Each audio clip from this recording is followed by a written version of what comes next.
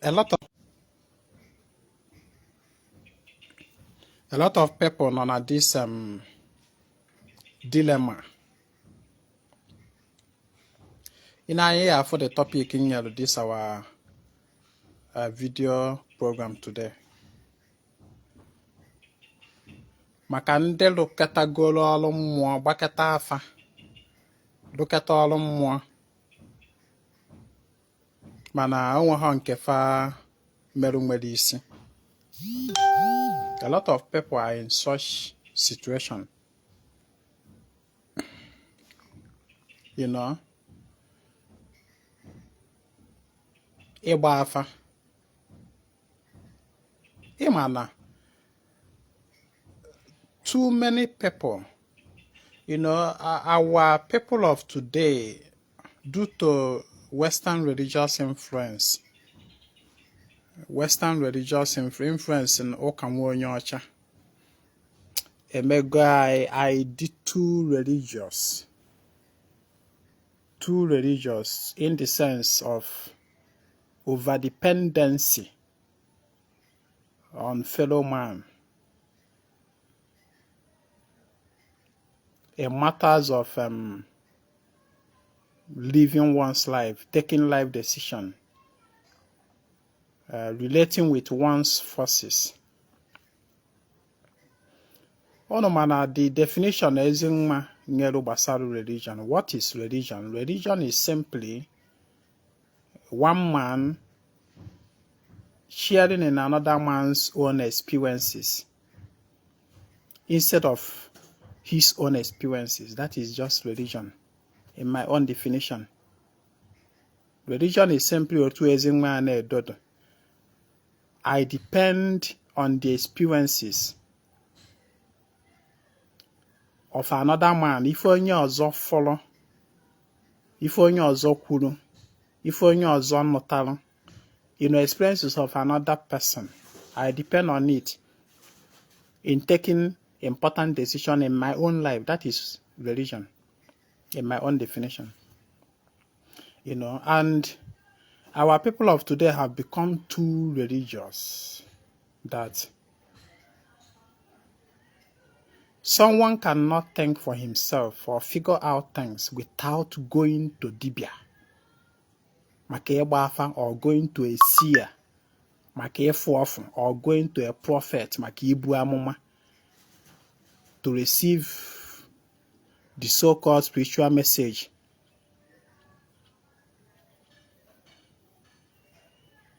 Spiritual reading. Read me and tell me what my problem is. That over religiosity have eaten deep in our people, and all the very difficult to give up. Onye mere Ezinwa bịa na social media na-agba ndị mmadụ hanata aka n'ịgba afa. A lot of people start fighting me. Even the so-called ndị ọdịnala kwa, ndị dibịa, they start fighting me that I teach people not to, ịgba afa na ihe ndị ọzọ. One thing is that once you wepụtara isi na anya peep, ị ga-afụrịrị something. Once ị kwadoro otu anụwa jee ebe dibịa sị na ọka ọ gbara gị afa, just know it that na a ga-afụrịrị ife agbalụ gị. A ga-afụrịrị ife agbalụ na ị ga-eme.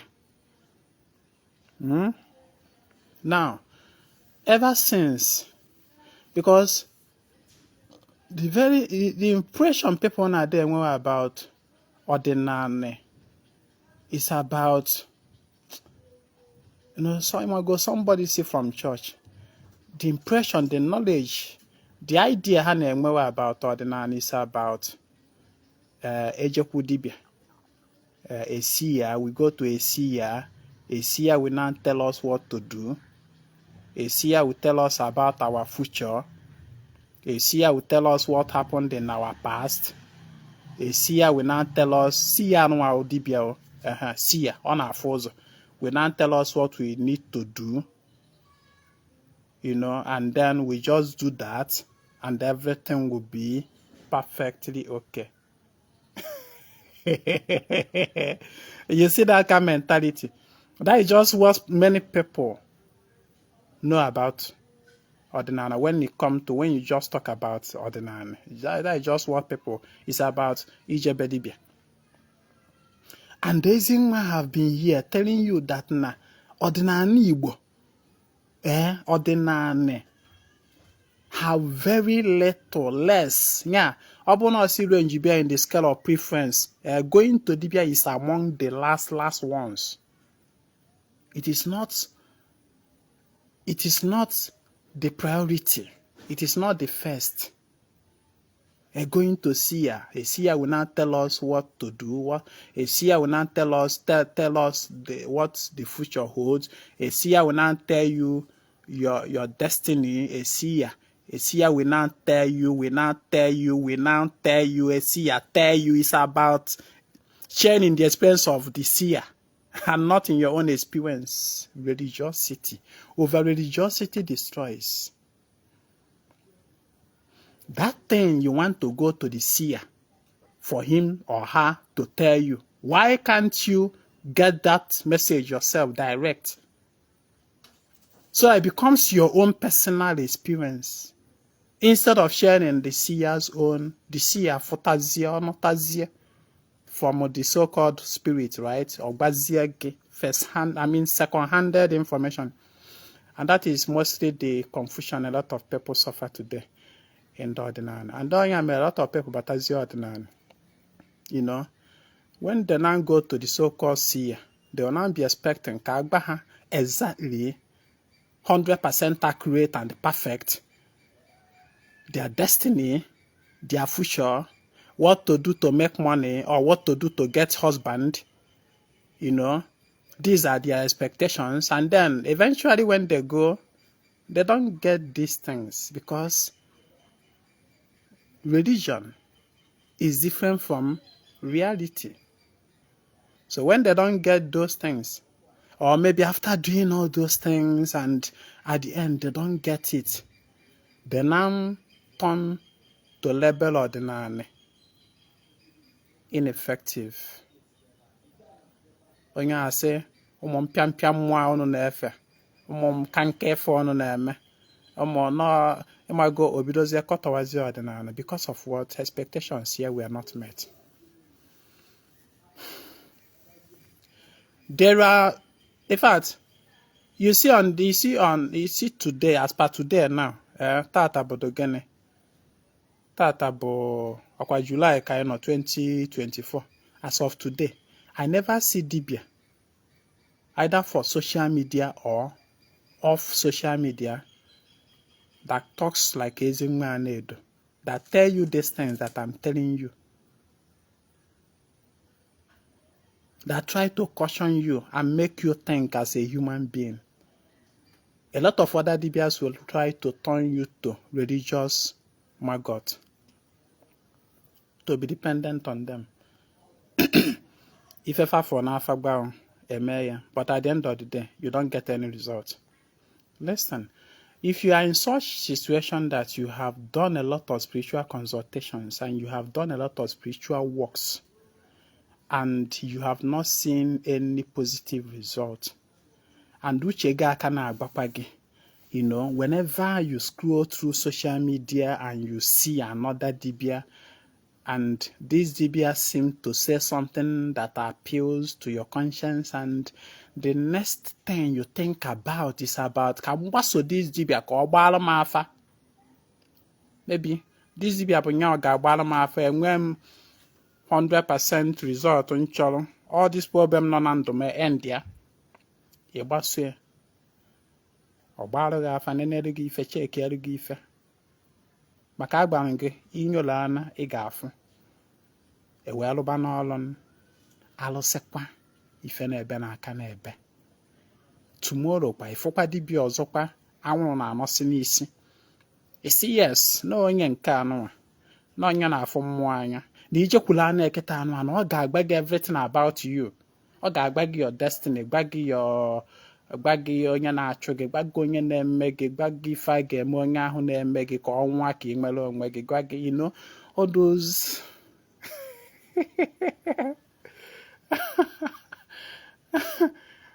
You see, when you don't truly understand a system, it will be very difficult for you to survive in that system.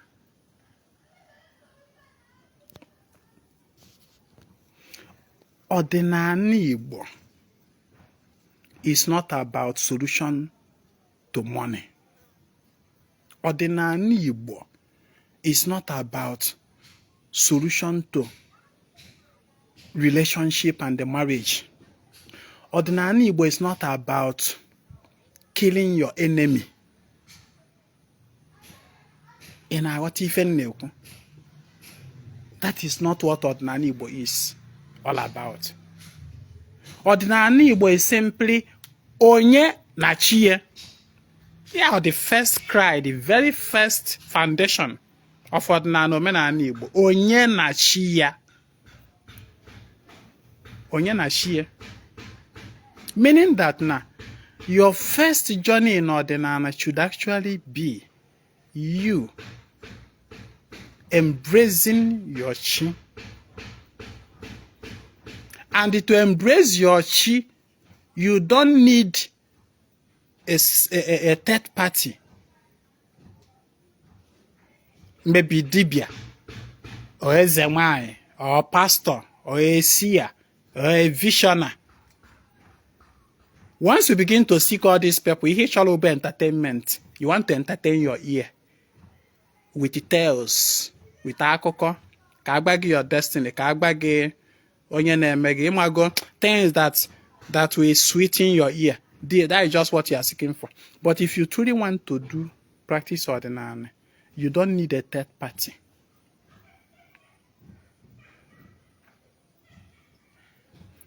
You may need a third party in rare cases, maybe to seek advice, to seek counseling. Makana ihe anụnwa abụrụ ife edubumbu eme. You are just new to it. Therefore, dibia biko, ma ọ bụ onye a biko, how do I do this? Ọgbagi n'otu aka ị ga-esi mee. Kedu ka m esi were ụgọrụ chi m ọjị? Dibia agbagi ngba n'otu aka ị ga-esi mee. Kedu ka m esi amapụrụ chi m nzu agodo siri ya? Ngba dibia agbagi otu aka ị ga-esi mee. These are just the basic things you need. It is not about dibia follow golf, gbaro gafa, gbagi your destiny, gbago onye na-eme gị na onye ada eme gị, gbagi your future. If you want to know your future, ask your chi. If you want to know your destiny, ask your chi. You don't need a third party to get that information.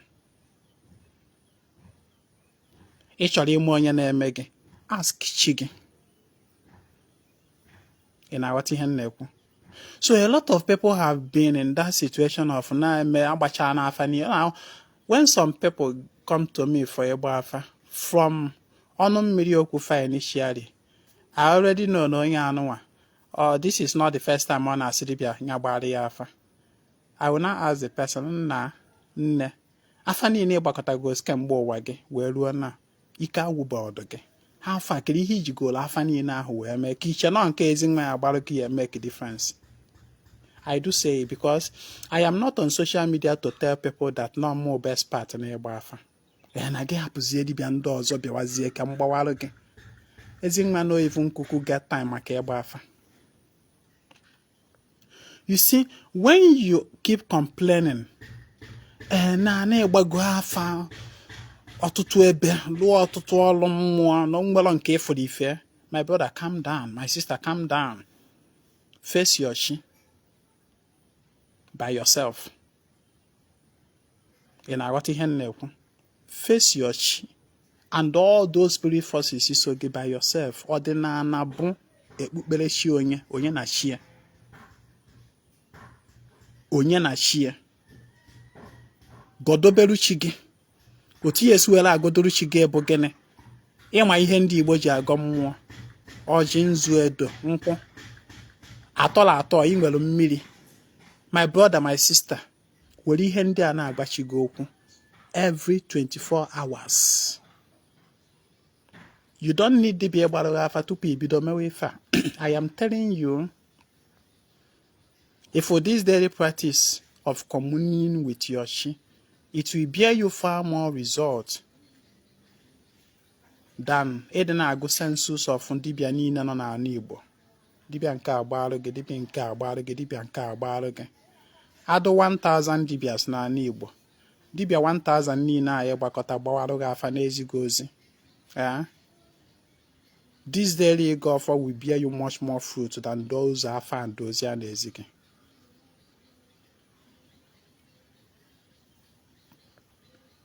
People should learn to calm down.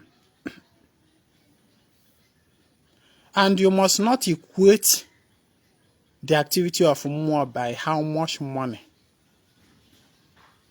ị nwere ma ọ bụ ịkpatalụ. Agwa m na mmụọ ada ebi ego, mmụọ ada enye ego.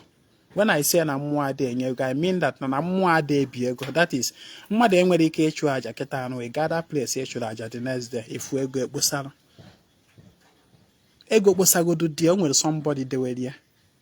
Maka na mmụọ ahụ enwere machine eji ebi ego. Ifuru naira note, enwere machine ndị Central Bank ji ebie. Mmụọ enweghị that machine ibi ego nye gị. Ị na-aghọta ihe m na-ekwu? Mana mmụọ na-enye aka sụfuo ụzọ nya bụ ego ga-esi wee bata. Ọnya mere ị kwesịrị ime gịnị? Ị mara oke ruru mmụọ nye. Ị makwa na oke ruru mmadụ nye. Agba m ọnụ the other day about releasing your finances. Releasing your finances. Go and watch that video. It's still there on my page. This Ezinwa Anaedo page. Releasing your finances. Go and watch that video. A lot of lessons are there for you. Nne. Ana m ekwukwa ruo echi. Ejila oke ịgba afa.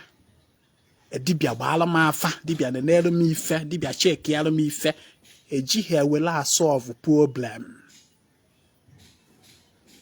Look at my face very well. Ọmụwa bụ Ezinwa Anaedo na-ekwu ya Akajiọfọ Ogwurudu Nifte.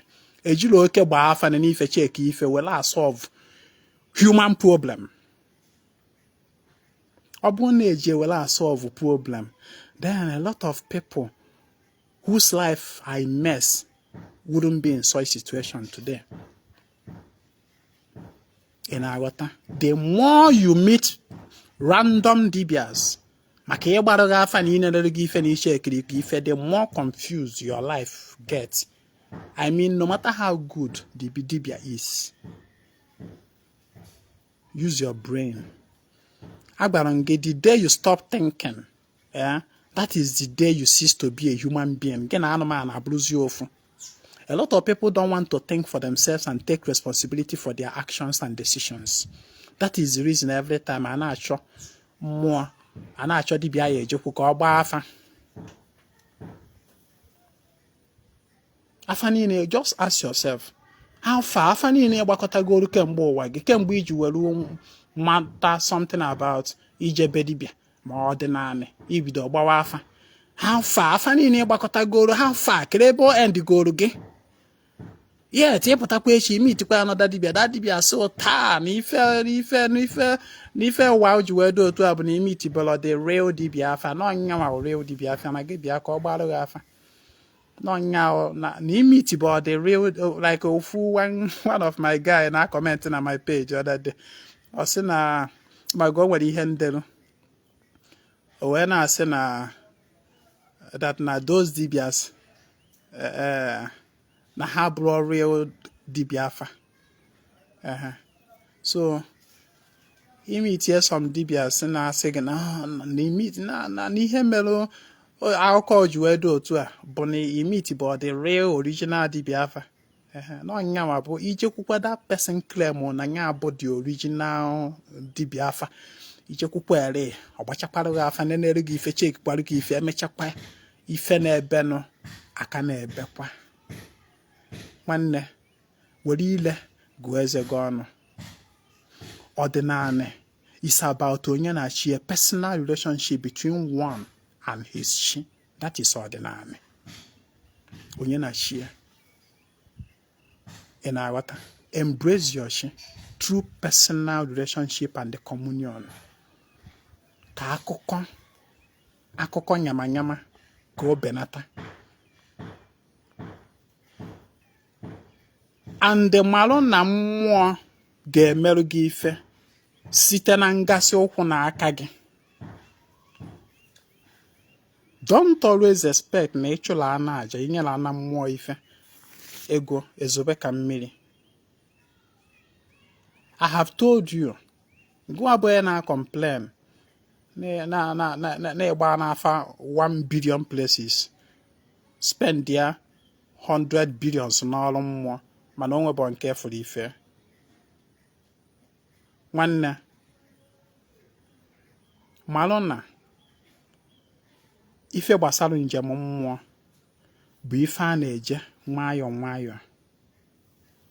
And agwara m gị na a lot of people,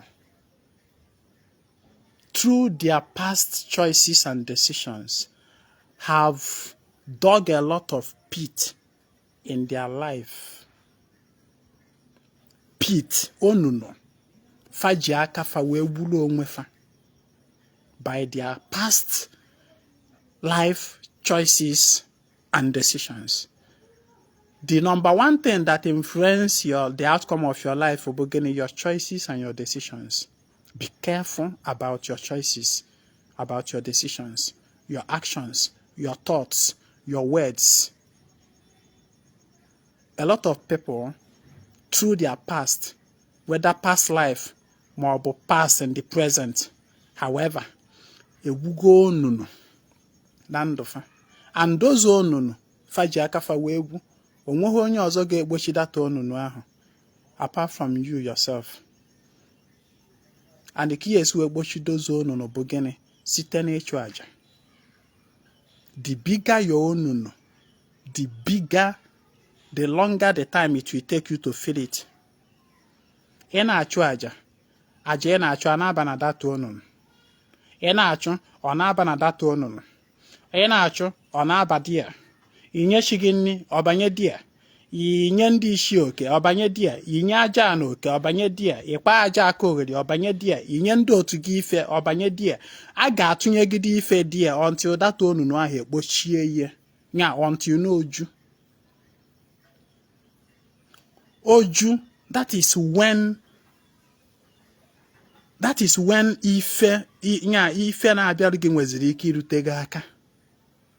Until that onunu eju, nothing no nwere aja ị ga-achọ ị ga-afụ ife ya. Ị ga-asị na Ezinwa agwarụ gị. Until na that onunu ahụ eju, onwe ha aja ị chọrọ n'ụwa ị ga-afụ ife, because aja ọbụla ị chọrọ kwesịrị iwetara gị ife ọma ga-abanye na that onunu to feel it first. Ọ bụrụ ijide mmadụ ụgwọ 10 million naira, 5 million naira ewee dị gị n'aka esi na inwere ego, inweghị ego. Iji mmadụ ụgwọ 10 million naira i wee mee business ma ọ bụ mee something of 5 million naira bata gị aka, ị na-aṅụrị na inwere ego. You no get money. Were 5 million naira akwụ onye iji 10 million naira, ịfụ na ị ka jikwa another 5 million naira, ị ka gba aka. Your account ka nọ na minus 5 million naira. Ị na-aghọta ihe m na-ekwu? That onunu a ga-efe irugide until n'oju, because that onunu a, ịfụrụ that onunu, ị ma happier in this universe. Wee sị na ya na you must feel it because now you create them. That your creation, you must take care of it before you live here. Onye abịa ife ahụ mgbara ọnụ maka ndị ụka sịrị ọnụ na onye nwụọ oje ọkụ mmụọ, onye mee njọ oje ọkụ mmụọ. Ebe ka ọkụ mmụọ dị? Asị gị na onye ahụ nwụọ, meaning after ka o si na this physical realm wee pụọ, o jewezi ọkụ mmụọ nọ somewhere. Ị na-ajụ onwe gị, njọ ahụ onye ahụ merụ ọ n'ọkụ mmụọ ahụ ka ọ nọ wee mee dị njọ? Ọkwa here ka ọ nọ wee mee? So why will you go somewhere else to pay for something, a debt you contracted here?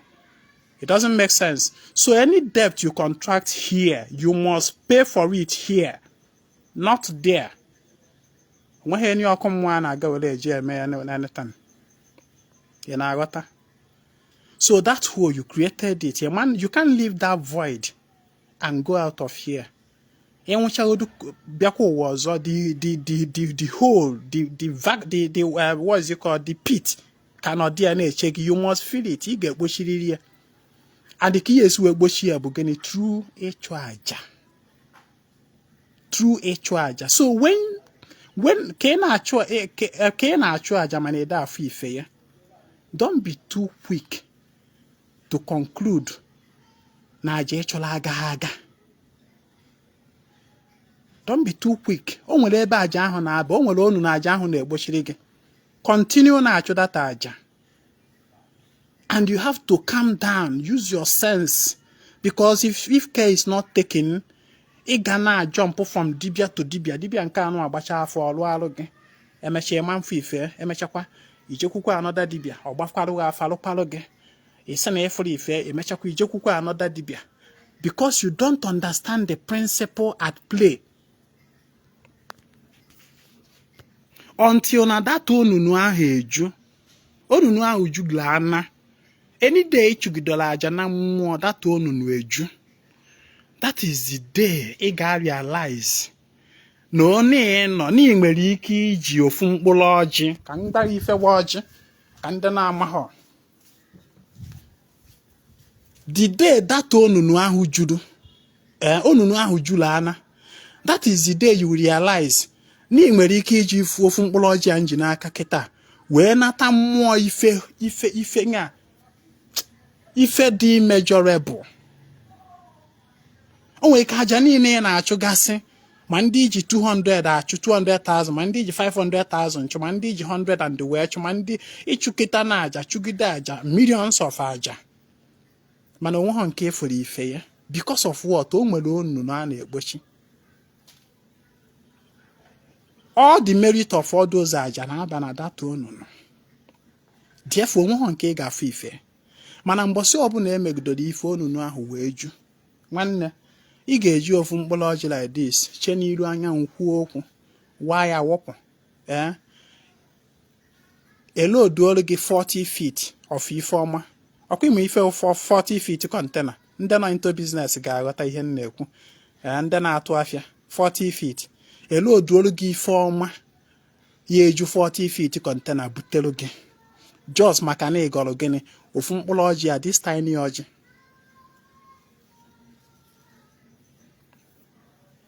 Ị na-aghọta ihe m na-ekwu? So nwanne, keep on feeling the onunu in your life.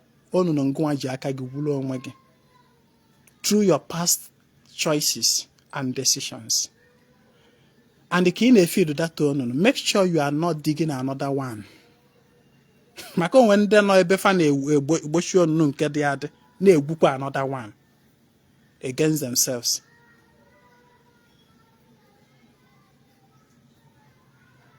Onye nwere ntị mekwa n'uche ya nọrọ ife mkwuru. So nke na-complain na ịlụ ọnụ niile dị n'ụwa na ọnwa nke efuru ife, gba afa niile dị n'ụwa na ọnwa nke efuru ife, nwanne calm down, relax, jiri nwayọọ nwayọọ wee na-eme, na-agodosiri chi gị. Egorogoro anụ gbuoru chi gị. Egorogoro were ife wee kpuo onwe gị ụchụ. Egorogoro zee mmụọ iwe wee na-agakwa. Egorogoro meruchi gị ife. Egorogoro otu anụ agbada mmiri wolu ọbụla ọjị rugo aka bụrụ nzu rugo aka were ya gbada mmiri ji agba ndị otu nọ na mmiri okwu. Egorogoro kwa otu anụ a were ife wepụ ọ n'ezinụzọ maka ndị otu nọ n'enu ala. Egorogoro kwa otu anụ a jee na be nna gị na-arụsị aha na be nna gị ji wee biri gaa dị ya ga-agọ ọrụ ya. Egorogoro gakwa ikwu nne ga-agọ ọjị. Ị na-emedogasị ife a nwayọọ nwayọọ, small gradually. Ihe ndị a mgbarụ gị na you don't need dibia ịgbara gị afa tupu ime ka expenses harụ gị na nso. Ọkwanye ihe na-ekwu ife. Mana it does not mean that you cannot or you should not have a personal dibia in your life. You need a personal dibia that you can be from time to time seek advice from. eziokwu na Ezinwa Anaedo nọ na social media na-enye this teaching, na-enye this advice, but what if I'm not here? What if I'm not on social media? Onye ga na-enweta this advice n'aka ya bụ your dibia. Ị na-aghọta? Onya mere m ji agwa ọnụ bụ ndị na-ege my teaching on this page, on this social media, wee na-enweta nkụzi m na-abalị guru. Don't take it for granted. On a very good day, ihe anụnwa bụ information ị ga-akwụ dibia ezigbote ụgwọ o wee nye gị, and onye nye gị in bit. You should have a personal dibia ya bụ from time to time. Ogo na nwere ife ị kwesịrị imeruchi gị ma mmewu n'onwe gị, nye ya ego merụ gị.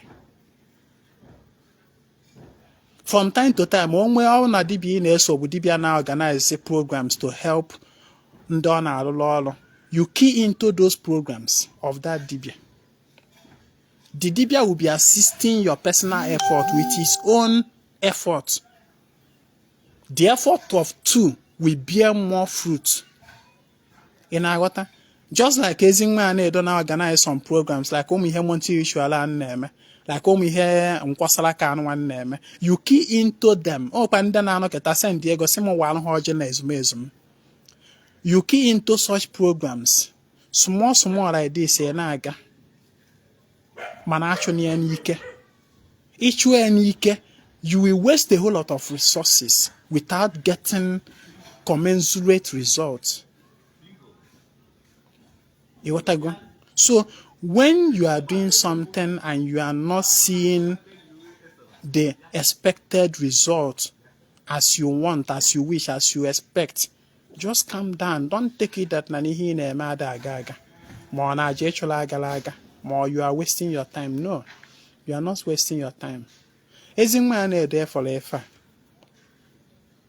Onwere oge my life was like that. Ebidoro m njem ọdịnala na 2018. 2018, 2019, 2020.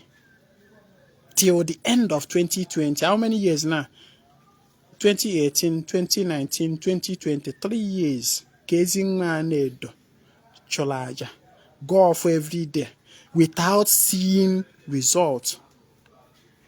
Obone mara Ezinwa Anaedo within these years mkpọrọ 2018, 2019, 2020. Ana m abịa online here na-ayọ ndị mmadụ ego. Ego nji eri nri.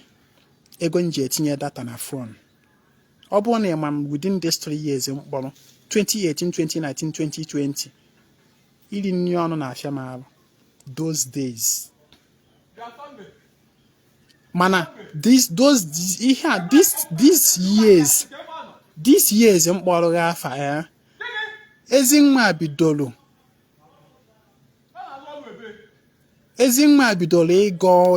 ịgọ ọfọ every day of his life from that 2018.